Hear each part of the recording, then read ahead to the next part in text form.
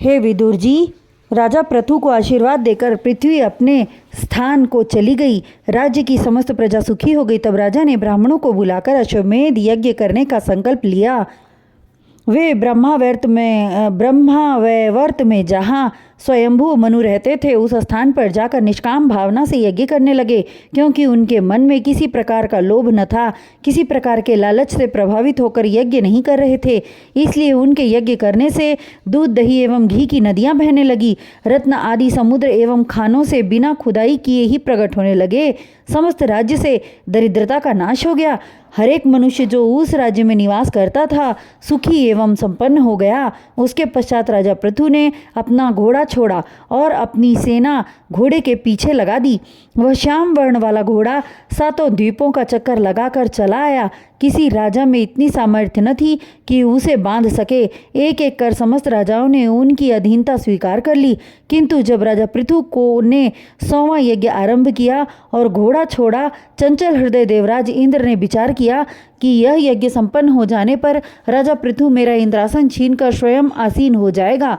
सो उसने छोड़े गए घोड़े को बांध लिया, जिससे कि यज्ञ पूर्ण न हो सके, और अपने पुत्र को घोड़ा पकड़ने हेतु भेजा।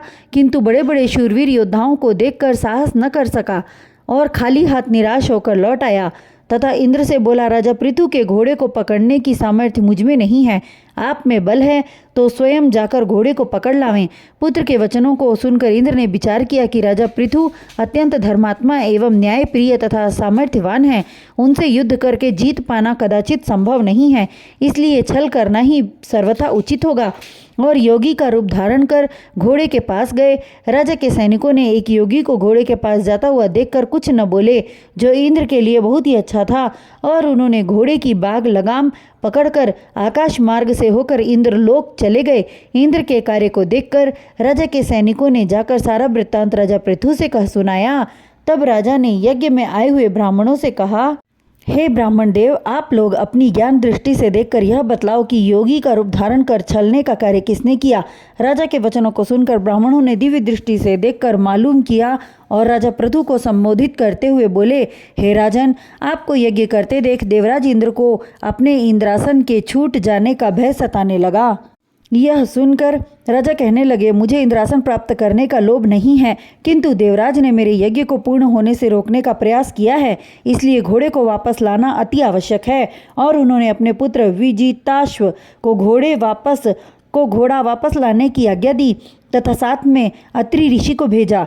जिस समय अत्रि ऋषि और विजिताश्व इंद्रलोक के नज़दीक पहुँचे तो देखा कि यज्ञ का घोड़ा लिए इंद्रदेव जा रहे हैं।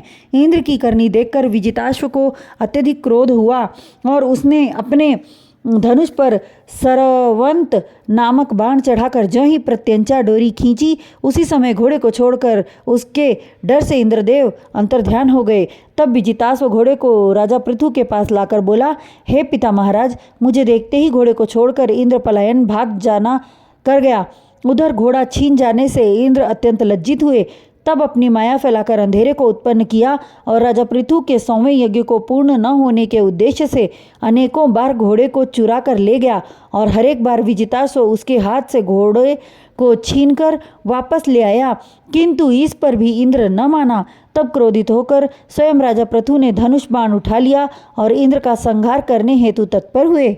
यह देखकर यज्ञ कराने हेतु आए हुए विद्वान ब्राह्मणों एवं ऋषियों ने समझाया, हे राजन, क्रोध करने से तन में संचित शक्ति का ह्रास नाश हो जाता है।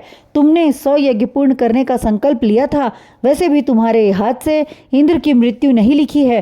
फिर भी राजा का क्रोध शांत न हुआ।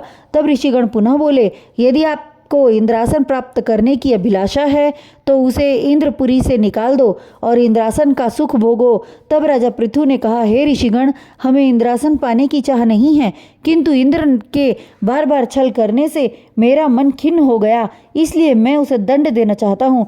तब ब्राह्मणों ने उन्हें समझाना प्रारंभ किया।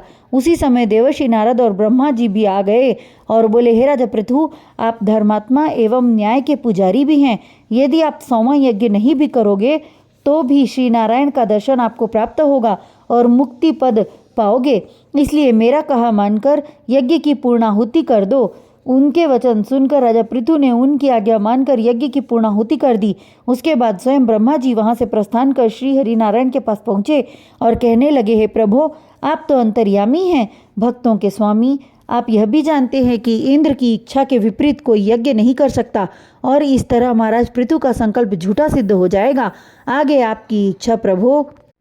ब्रह्मा जी के वचनों को सुनकर त्रिलोकपति भगवान वासुदेव अपने प्रिय वाहन गरुड़ पर सवार होकर राजा पृथु के यज्ञशाला में पधारे। उनके चेहरे पर अलौकिक आभा चमक रही थी। उनका चतुर्भुज रूप देखकर राजा पृथु सहित उपस्थित ऋषिगण अपने भाग्य को सराहने लगे और प्रभु के सामने दंडवत करके वेद मंत्रों से उनकी स्तुति करने लगे।